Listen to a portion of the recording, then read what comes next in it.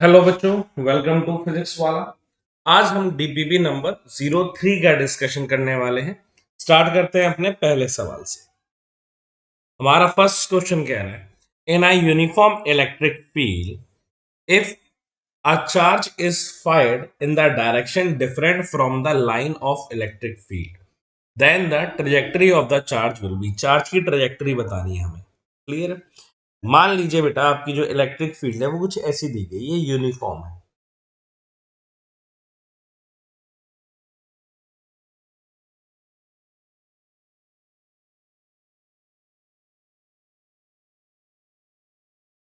इस तरीके से दी गई है और मान लो ये आपका चार्ज रखा गया है। क्लियर है? ये क्या है? चार्ज है।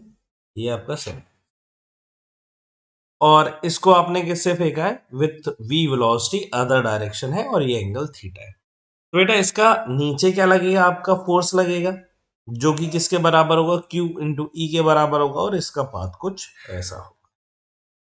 क्लियर है? मतलब पाथ कैसा होगा बेटा? पैराबोला होगा। जैसा कि आपने प्रोजेक्टाइल मोशन में पढ़ा है कि यहाँ पे आपका क्या लगता है? जी लगता है, और ये अगर आपकी इनिशियल वेलोसिटी है तो पाथ कैसा बनता है? Parabolic. In the same manner आपका जो करेक्ट आंसर है होगा वो कौन सा होगा? Option number C, that is parabolic. Next question, a positively charged pendulum is oscillating in a uniform electric field pointing outwards in its time period as compared to that when oscillating without electric field। देखो, time period without electric field formula होता है जो simple pendulum का time period है, that is T equals to 2 pi root of L by G. ये तो हम जानते हैं। अब इसमें क्या किया है? इस पेंडुलम को हमने कहाँ रख दिया बेटा? इलेक्ट्रिक फील्ड में। सर इलेक्ट्रिक फील्ड तो आउटवर्ड दी गई है, आप ऐसा क्यों बना रहे हो? अब बेटा अगर आउटवर्ड में ऐसा बनाता तो इसका फ्री बॉडी डायग्राम बनाना और समझाना दोनों आपके लिए मुश्किल हो जाता। क्लियर है? मैं चाहता हूं पहले आप ऐसे में देख लो। आप यही मानो कि ये जो फील्ड है ये आउटवर्ड है, आपके परपेंडिकुलर टू द प्लेन है। ठीक है? ये पेंडुलम है।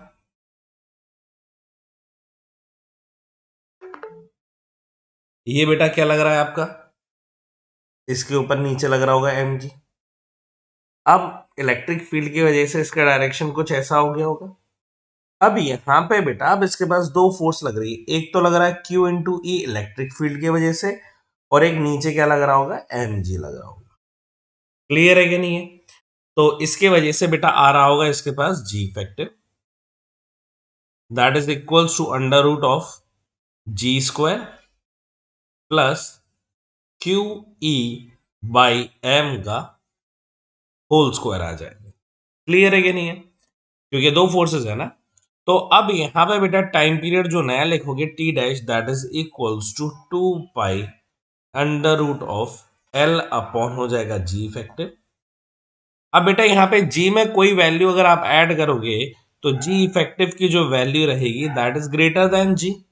तो जी इफेक्टिव भी क्या हो गया? बड़ा। अगर ये चीज बड़ी हो गई तो ये चीज क्या हो जाएगी?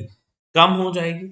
मतलब मैं यहाँ पे लिख सकता हूं कि टी की जो वैल्यू रहेगी टी डैश की, वो क्या रहेगा? ज्यादा रहेगा। किससे बेटा? टी के कंपैरिजन में। तो T dash will be more. कौन सा ऑप्शन करेक्ट हो जाएगा बेटा आपका? Option number B is correct, is more. Clear है?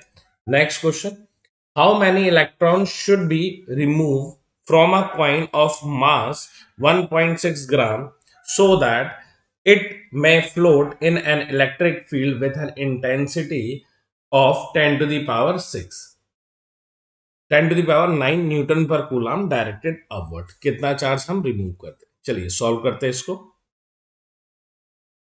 अब मान लीजिए बेटा ये आपका कॉइन दिया गया है।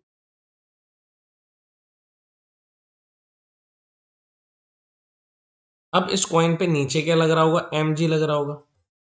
और इसको बैलेंस जो किया गया है वो किसके थ्रू करने की कोशिश कर रहे हैं? Electric field E. क्लियर है? इलेक्ट्रिक फील्ड की डायरेक्शन कुछ ऐसी होगी।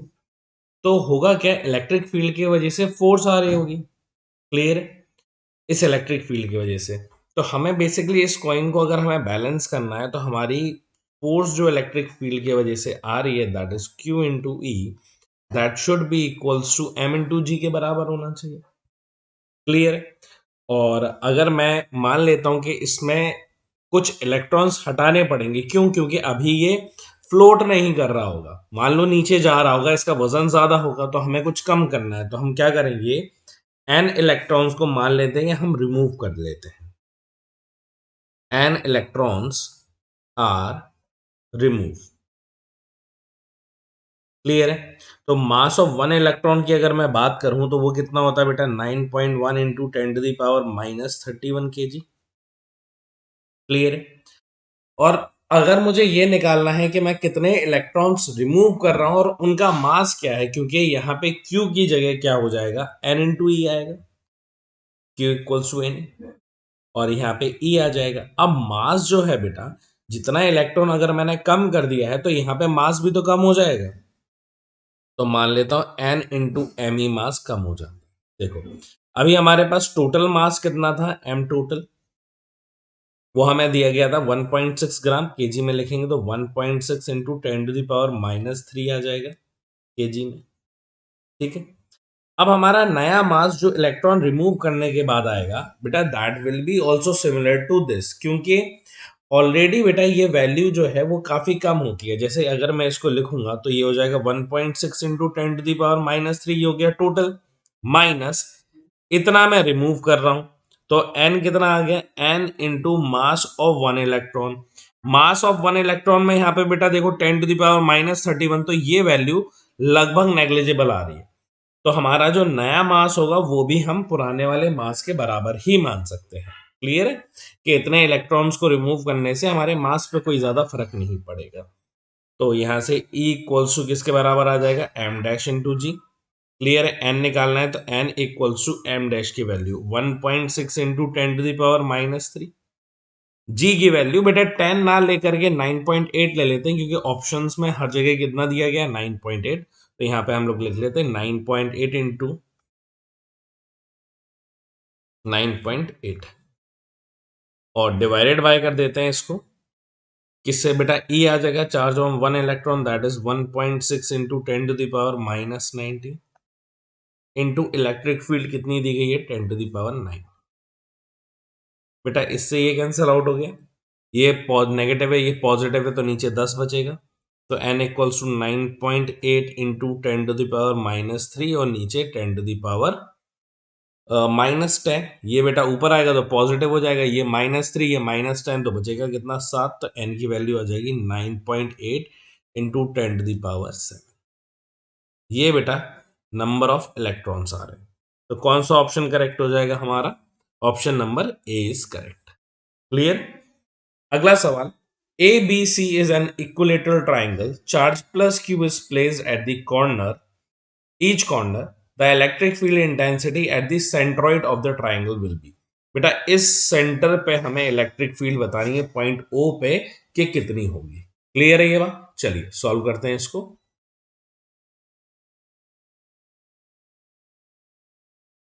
यहां बेटा अगर मैं इलेक्ट्रिक फील्ड बनाऊंगा तो सारे यहाँ पे हमारे पॉजिटिव दिए गए, तो इसके वजह से इसके ऊपर इलेक्ट्रिक फील्ड कहाँ जाएगी, इस डायरेक्शन में आउटवर्ड आ जाएगी, तो यहाँ पे लिख लेता हूँ, क्योंकि बेटा डिस्टेंस भी r सेम रहेगा तीनों का और इनका मैग्नीट्यूड भी सेम, इसकी वजह से इलेक्ट्रिक फील्ड कहाँ रहेगी, नीचे, और ये एंगल कितना बन रहा है बेटा, 120। इसकी वजह से इलेक्ट्रिक फील्ड कहाँ रहेगी, कहीं यहाँ रहेगी इलेक्ट्रिक फील्ड, तो ये एंगल भी कितना आ रहा है, 120, ये एंगल भी कितना आ रहा है, 120, ये सारे एंगल कितने आ रहे हैं, 120, और आपको पता है इलेक्ट्रिक फील्ड का मैग्नीट्यूड सेम है, और सम ऑफ ऑल दीज एंगल्स किसके बराबर आ रहा है बेटा, 360 के बराबर आ रहा है। मतलब इसका अगर आप वेक्टर डायग्राम बनाओगे तो आप जहां से शुरू करोगे वहीं पे खत्म हो जाओगे, मतलब आपका रिजल्टेंट क्या आ जाएगा बेटा, 0 आ जाएगा। तो इलेक्ट्रिक फील्ड इस O पॉइंट पे कितनी आ जाएगी, 0 आ जाएगी। कौन सा ऑप्शन करेक्ट हो जाएगा, ऑप्शन नंबर डी। क्लियर है? कई लोग अगर चाहें तो उसको कंपोनेंट से भी सॉल्व कर सकते हैं कि ये वाला जो कंपोनेंट हो जाएगा, मान लो ये वाली अगर हम 90 डिग्री पे मान लें तो ये वाला कंपोनेंट इसके ये वाले कंपोनेंट को कैंसिल आउट कर देगा और इन दोनों का जो ऊपर वर्टिकल कंपोनेंट आएगा वो नीचे वाले वर्टिकल कंपोनेंट को कैंसिल कर देगा। तो ऐसे भी सॉल्व कर सकते हो। क्लियर है ये बात?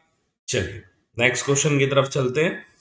A charge Q is placed at the center of a square. If the electric field intensity due to the charge at the corner of the square is E1 and the intensity at the midpoint of the square is E2, then find the ratio of E1 by E2. E1 और E2 का ratio बताना है। अगर बेटा इसका diagram बनाऊं मैं,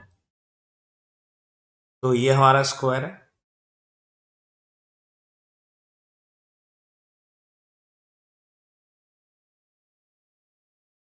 ये हमारा क्या हो गया बेटा, सेंटर हो गया।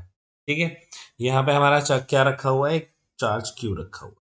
ठीक है, अब आपसे एक कॉर्नर पे पूछा गया है, मान लो ये लोअर कॉर्नर ये मान लेते हैं, और एक मिड पॉइंट पे पूछा गया है, मतलब इसके वजह से बेटा जो इलेक्ट्रिक फील्ड होगी ये वाली, this is given as E2, और ये वाली जो इलेक्ट्रिक फील्ड दी गई है इसे आप क्या बोल रहे हो, E1 बोल रहे हो। क्लियर है? चलिए अब इन दोनों का रेशियो पूछा गया है। अच्छा ये डिस्टेंस कितनी होगी, L होगी, हाँ या ना? तो आप मुझे ये वाली डिस्टेंस बताओ, ये वाली डिस्टेंस क्या L/2 नहीं होगी? और ये क्योंकि मिड पॉइंट पे है तो ये वाली भी डिस्टेंस कितनी होगी, L/2 हो जाएगी। अगर ये L/2 है, ये L/2 है, क्या बेटा ये राइट एंगल नहीं बन रहा है, तो ये कितना हो जाएगा, L/2 और इंटू √2 हो जाएगा। क्लियर है? अब आप निकाल सकते हो इलेक्ट्रिक फील्ड। E1 की वैल्यू क्या डाल दोगे बेटा, KQ/R², R की जगह क्या आ जाएगा, L/2 इंटू √2 का होल स्क्वायर, मतलब जिसे मैं क्या लिख सकता हूँ, L/√2 लिख सकता हूँ, और इसका क्या लिख दूंगा, होल स्क्वायर। सॉल्व करूंगा तो ये आ जाएगा KQ/L², और 2 कहाँ आ जाएगा, ऊपर। और अगर यहीं पे मैं निकालूंगा E2 को, तो दिस इज इक्वल्स टू कितना आ जाएगा, ये KQ/ डिस्टेंस कितना है बेटा, L/2 का होल स्क्वायर। तो ये आ जाएगा KQ/L², और इस बार ऊपर क्या आ जाएगा, 4 आ जाएगा। E1/E2 करूंगा तो ये कितना हो जाएगा बेटा, L² से ये L² कैंसिल आउट हो गया, KQ से KQ कैंसिल हो गया, ये आ जाएगा 2/4, जिसे अपन क्या लिख सकते हैं बेटा, 1/2। कौन सा ऑप्शन करेक्ट हो जाएगा आपका, option number C is correct. ठीक है, नेक्स्ट क्वेश्चन हमारा कह रहा है, two charge E and 3 are placed at the distance R, the distance of the point where the electric field intensity will be 0। Electric field intensity कहाँ zero होगी ये बताना है। बेटा मान लेते हैं कि ये जो हमारा पॉइंट है यहाँ पे चार्ज कौन सा रखा हुआ है, E, और इससे कुछ डिस्टेंस पे जो दूसरा चार्ज है दैट इज 3E। ठीक है, इन दोनों के बीच का डिस्टेंस कितना ले रहे हैं हम लोग, R ले रहे हैं। ठीक है, ये जो पॉइंट हो जाएगा, दिस पॉइंट हम लोग ये D पॉइंट मान लेते हैं E से। क्लियर? इस पॉइंट पे हमारी इलेक्ट्रिक फील्ड क्या हो जाती है, 0। अब इसके वजह से इलेक्ट्रिक फील्ड इस डायरेक्शन में लग रही होगी, और इसके वजह से इलेक्ट्रिक फील्ड इस डायरेक्शन में लग। क्लियर? तभी तो नेट इलेक्ट्रिक फील्ड इधर की 0 कहलाएगी। तो मैं लिख देता हूं KE/D² equals to K into 3E/R-D का होल स्क्वायर आ जाएगा। क्लियर है? क्योंकि ये वाला डिस्टेंस अगर D है तो ये हो जाएगा R-D। क्लियर है? तो के ई से बेटा के ई कैंसिल आउट हो गए, ये कितना आ जाएगा, R-D/D का whole square equals to 3/1। Clear? बेटा दोनों साइड रूट ले सकते हैं, तो ये कितना आ जाएगा, टेकिंग रूट बोथ साइड, तो ये हो जाएगा R-D/D इक्वल्स टू √3। इसका बेटा इसमें मल्टीप्लाई करेंगे तो ये हो जाएगा R-D equals to √3 into D. तो R equals to √3 into D plus D, और R इक्वल्स टू डी अगर कॉमन ले लूँ यहाँ पे तो ये हो जाएगा √3 + 1। क्लियर है? तो D की वैल्यू चाहिए तो D इक्वल्स टू क्या हो जाएगा बेटा, R/√3 √3+1। ये हमने कहाँ से कैलकुलेट किया बेटा? ये डी डिस्टेंस कहाँ से लिया है? ई से लिया है। तो हमारा क्या आ जाएगा? ई से r/√3+1 डिस्टेंस पे हमारी इलेक्ट्रिक फील्ड 0 हो जाएगी। कौन सा ऑप्शन करेक्ट हो जाएगा? Option number B is correct. Clear है? चलिए next question. If electric field lines of force in a region is represented by the shown in the figure, then one can conduct that the electric field will be। इससे conclusion क्या निकाल सकते हैं हम लोग?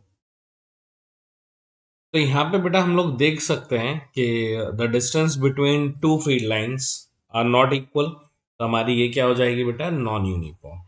और इंटेंसिटी भी देख सकते हैं कि बेटा अगर हमारी यूनिफॉर्म होती तो वो कुछ इस तरीके की होती, इक्वी डिस्टेंस रहती। और यहाँ पे अगर कोई ए पॉइंट ले लेता और यहाँ पे कोई बी पॉइंट ले लेता तो electric field at A is equals to electric field at B. मतलब ये कैसी होती? यूनिफॉर्म होती। पर यहाँ पे अगर कोई दो पॉइंट कंसिडर करूं, मान लो ये ए कंसिडर करता हूं और ये बी कंसिडर करता हूं, और number of field lines passing per unit area अगर ए और बी में देखूंगा तो electric field at A will be greater than electric field at B. इसलिए ये कैसे है बेटा? Non uniform. Clear? Next question. An uncharged sphere of a metal is placed in a uniform electric field produces by two oppositely charged plate। ठीक है, ये बेटा ऊपर वाली पॉजिटिव चार्ज है और नीचे वाली नेगेटिव चार्ज है। The lines of forces will appears. Line of forces हमें कैसे दिखेंगी ये बताना है इस स्फीयर में से। अब यहाँ पे हम लोग जानते हैं बेटा इलेक्ट्रिक फील्ड क्योंकि हमें कैसा दिया गया है? एक अनचार्ज मेटालिक स्फीयर दिया गया है। मेटालिक स्फीयर के अंदर की इलेक्ट्रिक फील्ड तो जीरो होगी, ये पहली बात है। तो ऑप्शन नंबर बी तो वैसे ही एलिमिनेट हो जाता है। देखो अब एक डायग्राम हम लोग देखते हैं कैसा होता है।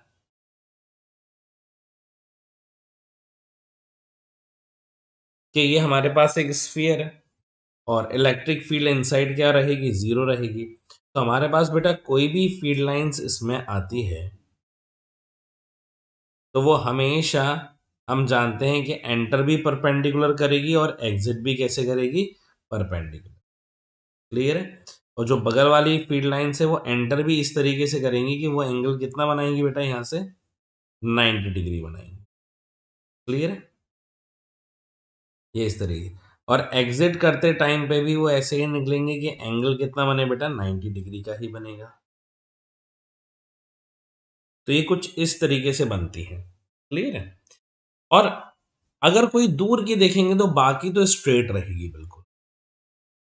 और इसके थोड़े और करीब जाके देखेंगे ना, क्योंकि मेटालिक स्फीयर है तो कई सारी बेटा जाने की कोशिश कर रही होंगी तो वो ऐसे बैंड हो जाएंगी पर जा नहीं पा रही होंगी। क्लियर है? तो उनके कुछ एंड में ऐसे कर्व भी देख सकते हो जो कि trying to get inside the metallic sphere पर वो जा नहीं पा रही होंगी ऐसा। तो अगर यहां से अगर हम लोग देखेंगे तो कौन सा डायग्राम बेटा मैच कर रहा है? That is option number C is correct. Clear? बाकी तो गलत है। ये तो 90 डिग्री पे एंटर कर ही नहीं रही है यहाँ पे, तो ये तो गलत हो ही जाएगा। और इसमें सिर्फ एक ही लाइन जा रही है, बाकी में कोई कर्व नहीं है। तो कौन सा करेक्ट हो जाएगा बेटा? Option number C is correct. अगला क्वेश्चन क्या कह रहा है? An electron release on the axis of a positively charged ring at a large distance from the center will be।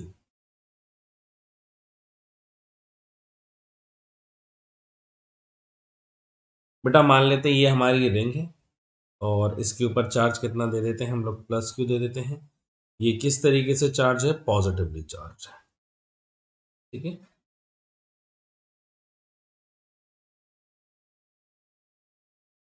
और ये पॉइंट है और ये इसका क्या बना हुआ है बेटा? एक्सिस।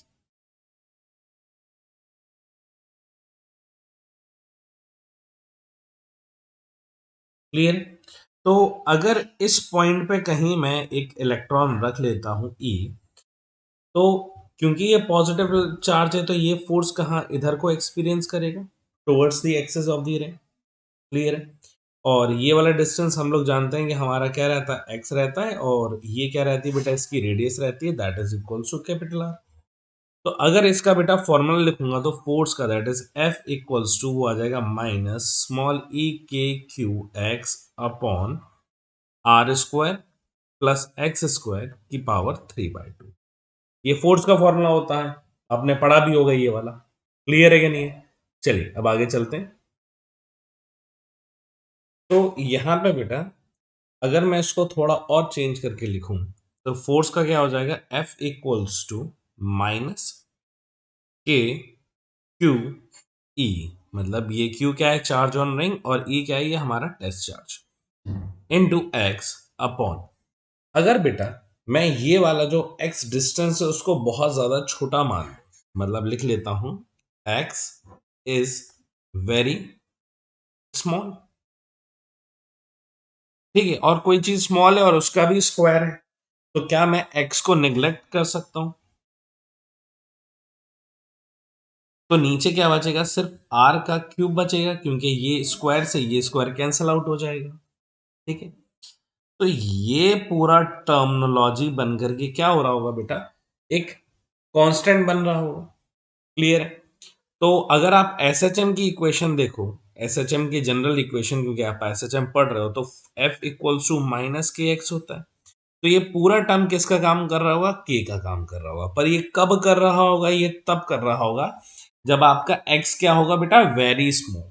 पर सवाल में क्या दिया गया है कि बेटा जो डिस्टेंस है सेंटर से वो कैसा है, लार्ज है, x छोटा नहीं है। आप जो x छोटा मान रहे हो वो नहीं है, अगर छोटा होता तो एसएचएम करता, पर x क्या है बेटा, बड़ा है। तो x बड़ा है किससे बेटा, r से, तो s हमारा क्या कर रहा होगा, मोशन तो कर रहा होगा, पर वो नॉन पीरियोडिक होगा, तो वो मोशन कैसा कर रहा होगा, ऑसिलेटरी मोशन कर रहा होगा।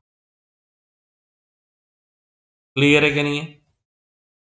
तो कौन सा ऑप्शन करेक्ट हो जाएगा हमारा, option number B is correct. Clear है, क्योंकि फोर्स लगेगा तो मोशन तो करेगा, ये बात पक्की है, पर कैसा मोशन करेगा, ऑसिलेटरी करता है। अगर x स्मॉल होता तो एसएचएम वाला करता, पर x बड़ा है तो कैसा कर रहा है, ऑसिलेटर। क्लियर है, option number B is correct. अगर इसी में कोई बेटा अगर तुमसे पूछ लेता, अगर मान लो एसएचएम कर रहा है और टाइम पीरियड कितना होता, तो t equals to 2 pi under root m upon k, ये आपको पता ही है, अगर एसएचएम कर रहा होता तो इसमें के की वैल्यू डाल देते। क्लियर है? चलिए नेक्स्ट क्वेश्चन की तरफ चलते हैं। Electric charge q, q minus 2q respectively are placed at the three corner of a equilateral triangle of side A. Magnitude of the electrical dipole moment of the system, dipole moment of the system बताना है। तो यहाँ पे बेटा हम लोग एक triangle बनाते हैं,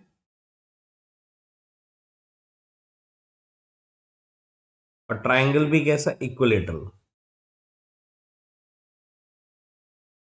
ठीक है, मान लो आपका इधर जो चार्ज है बेटा, इधर पे क्यू रखा हुआ है, इधर पे भी चार्ज क्या रखा है, क्यू, और इधर पे जो चार्ज रखा हुआ है वो -2q। क्लियर है?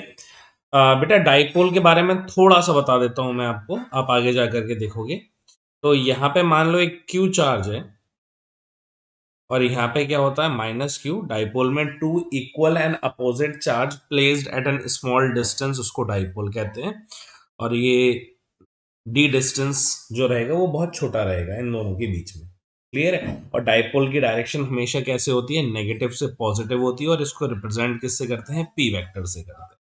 तो अगर इसका बेटा मैग्नीट्यूड देखोगे तो that is equals to charge into distance D के बराबर। क्लियर है कि नहीं है? ये इसका क्या आ जाता है बेटा, मैग्नीट्यूड आ जाता है। तो यहां पे हमसे वही मैग्नीट्यूड ही पूछा गया। मान लो अगर इस पर, ये जरूरी है कि एक चार्ज पॉजिटिव होना चाहिए और एक चार्ज नेगेटिव होना चाहिए, अपोजिटली चार्ज होने चाहिए। क्लियर है? तो क्या बेटा ये -2q को मैं इस तरीके से समझ सकता हूं कि ये जो चार्ज रहा होगा, ये एक -q इधर और एक -q इधर, दोनों को मिला लोगे तो -2q बन रहा है। तो यहाँ पे बेटा एक डाइपोल इधर पे हो जाएगा P, और एक डाइपोल इधर पे हो जाएगा P डैश। क्लियर है कि नहीं है? और इन दोनों के बीच की डिस्टेंस जो दी गई है वो a दी गई है। क्लियर है? और इक्विलेटरल ट्राइंगल है, तो एंगल कितना दिया गया है बेटा, 60 डिग्री दिया गया है।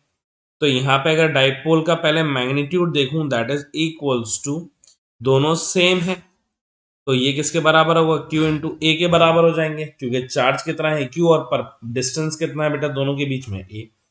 और अगर मैं वेक्टर फॉर्म में देखूं तो बेटा ये दो वेक्टर के बीच में एंगल कितना बन रहा है, 60 डिग्री। तो आप जानते हो दो वेक्टर के बीच में एंगल अगर 60 डिग्री बनता है तो एफ नेट, याद करो नेट फोर्सेस निकालनी है ना 60 डिग्री पे, तो कितना होता है, √3 इंटू एफ होता है।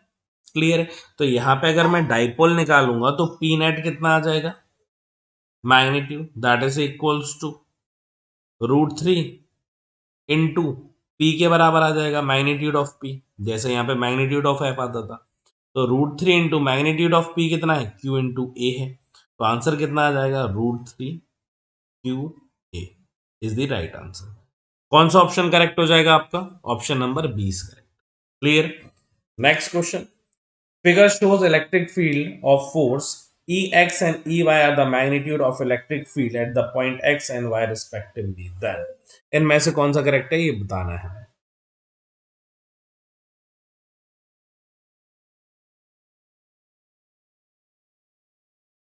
तो यहाँ पे हम लोग देख सकते हैं बेटा कि इलेक्ट्रिक फील्ड कैसी बनी है, नॉन यूनिफॉर्म बनी हुई है। और यहाँ पे पर यूनिट एरिया में देखा जाए number of field lines passing per unit area x पे ज्यादा है और वाई में क्या है बेटा, कम है।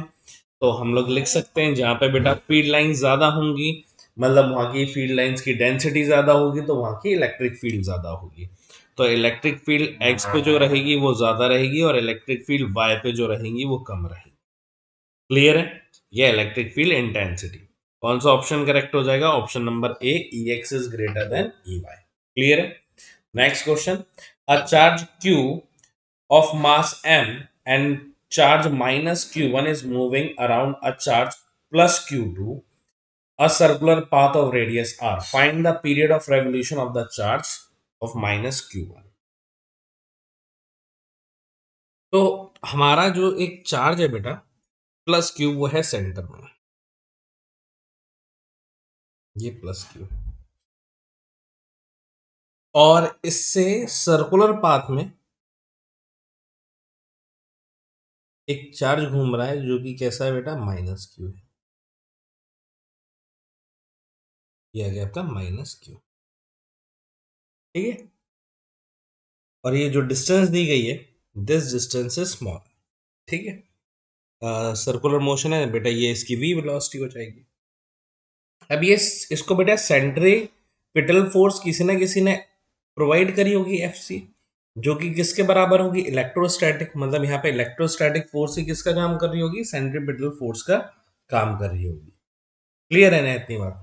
तो यहाँ पे लिख सकता हूं Fc इज इक्वल्स टू के Q1 Q2 upon R square, और ये किसके बराबर होगा, mv² बाई आर के बराबर होगा।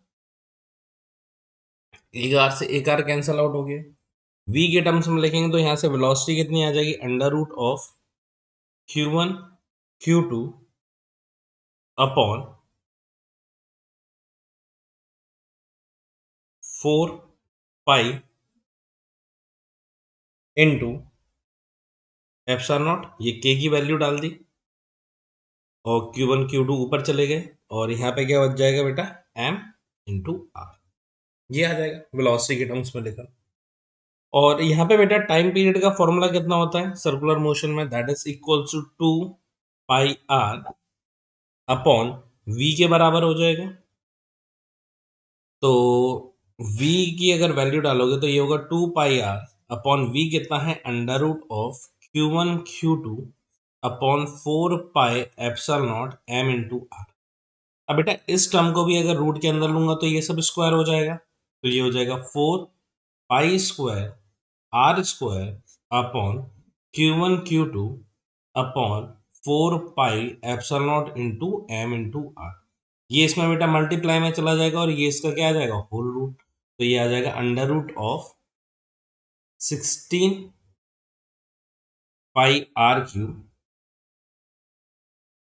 पाई cube epsilon naught m R cube upon charge क्या आ जाएगा, Q1 इंटू Q2। कौन सा ऑप्शन करेक्ट हो जाएगा बेटा यहाँ पे, option number A is correct. Clear. Thank you so much बच्चों, मैं उम्मीद करता हूँ आपको ये डिस्कशन समझ में आया होगा। बाकी हम लोग अपने नेक्स्ट डीपीपी के डिस्कशन में मिलते हैं। Thank you so much.